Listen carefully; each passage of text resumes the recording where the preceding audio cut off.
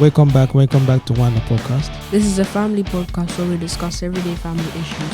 If you're new to the podcast, don't forget to subscribe and hit that notification bell. If you have any comment or any feedback, please put it on the comment section.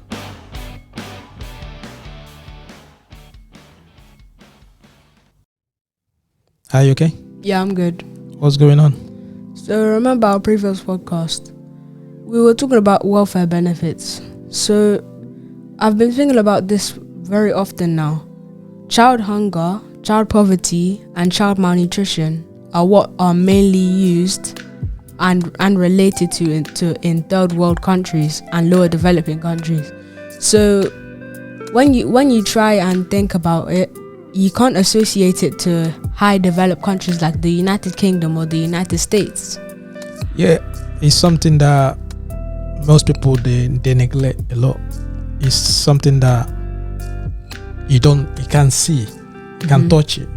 Are you getting me? It's not like a violence, something that you can see when someone is hot or something. Are you getting me? And most families, they are, how will I say, they're ashamed of coming out to tell you their children are hungry. Are you getting me? You understand? So it's happening like that. So if last podcast, like you said, what we discussed about welfare benefit. In that podcast, we made mention of government cutting welfare benefit in some families, and most of them are the ones that are in low income families, isn't it? So because of that, it's putting a lot of families into hardship, putting them into hunger, and people are wondering how can, like you said, how can it happen in some families that children are hungry, they're coming to school hungry. Are you getting me? Yeah. And then you realize that it takes people, some high-profile celebrities, people like Marcus Rashford. You know who is Marcus Rashford? Yeah, he's from Manchester United. Footballer, from Manchester United. People like Marcus Rashford, it takes them to come out to advocate for people to notice. Yeah, for people not to notice, advocate for people in low-income families. Just pushing the government to look into the school free meal if it's circulating, if it's reaching a lot of families. To be honest, that's kind of like the time when we were talking about Black Lives Matter, when Lewis Hamilton done the same thing. I don't know, but it's, in my opinion, it's kind of common that celebrities and like higher people have to like speak about it for people to know it. Yeah, because if they don't come out, most people don't care. Everybody's taking care of their own families. People are just looking into their own families. They don't care and about their children's future. Yeah. That's it. They don't care about other people. Are you getting me? And that's the way the society is going, which is really, really bad. Do you understand? It's not good the way society is going and everything. I understand. And when they're saying that families are going hungry and all that, it sounds strange. Like you said, it's something associated to third world countries. But it's happening here. And it's like in the background. Yeah. People won't see it. No. And what I find so absurd about that is that in this day and age, children are really hungry, and this is in one of the top 5 most economic countries in the world. So it might sound crazy, but it's actually really, really serious. And can you believe that many children, when they go to school, they're on an empty stomach, and some teachers don't take that much notice. I'm not trying to criticize them, but I know it's not part of their job, but can't they at least help a little bit? No, it's not. You already said it. It's not a teacher's job. Understand? A lot of people, they will tell you that it's the parents' responsibility to make sure that children, they have something to eat. I understand. And most of them don't really understand why those kids are coming hungry. Okay, let me just give you some scenarios. Let me paint a picture for you. Okay. I don't know if you heard about 0 hours contract. You might not, because I've heard about it. Yeah. 0 hours contract is a contract is a job that, okay, let's say you just leaving home in the morning to go to work. All right, you get into your workplace, you work throughout that day. Do you understand? At the end of your shift, as you leaving your workplace, going home, right? You are not sure that you're coming back tomorrow. Are you getting me? That means your work routine and the way you work, your contractors or whatever, are you getting me? They are the ones in charge of your life now. Are you getting me? Mm-hmm. As you live in your workplace, if they decide that they're not going to call you the next day, right? You're not coming back the next day. And you start wondering, some families, they are in this contract, 2-3 days, they might work in a week. Sometimes they can call them twice a week. Sometimes they can call them 4 times in a week. Are you getting me? So as they're going to sleep at night, they are praying that they're going to call them for work the next day. In the eyes of the government, they have a job. Are you getting me? Yeah. But them knows that they don't have any job, because if it turns out that throughout that week, the government, their contractor or the manager or whoever that is in charge of their life at that moment said, okay, yeah, there's no job for you that week. You don't have any job that week. Do you understand? Yeah, I understand. Remember, they have children to take care of. There are some people looking up to them to feed, right? Mm-hmm. Those children now, what do you expect them to do? They're going to go to school, isn't it? Looking at other children, they don't have food to eat. Mm-hmm. They go in there with an empty stomach.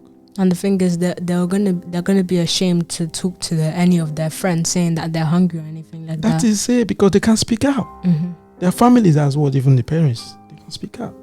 I understand me. Yeah.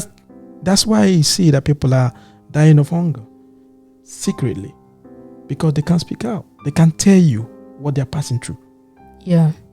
You understand? It's a shame that before the virus, churches and shelters were helping people who were hungry, and at least they knew that they could help.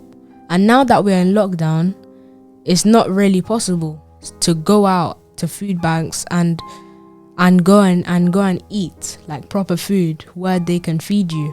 So for people who are hungry, it's actually really difficult now. And as you said before, people are dying of silence and they're dying of hunger. Yeah, but you made mention of food banks, right? This is food banks, mostly people, like you said, is churches and organizations, all right, that provide. Understand? It's the charities that they come out to help people. I get it. Can you believe that most of the families that go out there are the same people in the same category? The low income families, right? There are still people are going there, and they realize that most of them are even ashamed to go there because of the stigma. I get me. The stigma of already being low income, the stigma of being in social welfare. You understand? Them leaving their home, going there. I get me. With that stigma, they thinking that people are going to look at them as people that are poor. Yeah, some people are really cruel in this world too. Mm-hmm. Now they're going to look at them as people that are poor. Understand that you cannot work hard. Are you getting me? That they're lazy. They're lazy and all that. That's the way they're looking at it. Understand? Then with children that they're raising up, they're hungry. Because of that, they'll end up getting angry at their parents. That's it. And they don't want to go out there to take their food. And now, like you said, in a lockdown, right? It's impossible for them to do that because most of the charities, they're all closed. Mm-hmm. They're giving out those foods. And we can't get out anyway. And people cannot go out to that associate. Understand? And, most of those people, what do you think is going to come out for them now? They are home, isn't it? They are getting more hunger. Getting hungry at home. Yeah. I know we're not here to blame the government or anybody, but what we're saying is that in this day and age, no child should be allowed to go hungry. And we all should participate in any way to help them. And we can make sure that we eradicate child poverty in our society. Yeah, but this is something that they are calling up. People are calling. We're calling to the government. It's not only the government. We as individuals as well, we're supposed to look out for each other, right? We're supposed to look out for our families, ask people questions. Understand, we're living in an unprecedented time in our history that death doesn't matter, it doesn't care. Nobody counts about it. It's nothing that, you get me? People are dying every day. This coronavirus have affected a lot of families. People are dying. Do you understand? And most of them are dying of the virus.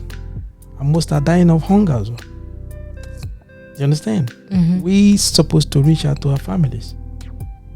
We're supposed to reach out to our family, friends. We're supposed to reach out to our colleagues. We're supposed to reach out to our neighbors, cousins, anybody in your family. Just call out. Check out how people are doing. Check out, because most of them, they will not open up to you unless you ask them. If you don't ask them, they will not tell you how they're going or what is happening in their family. You understand? They will not tell you.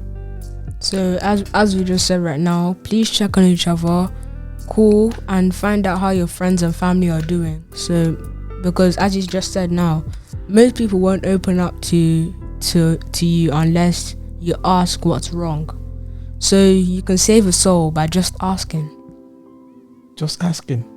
You can save a soul. You know? Yeah.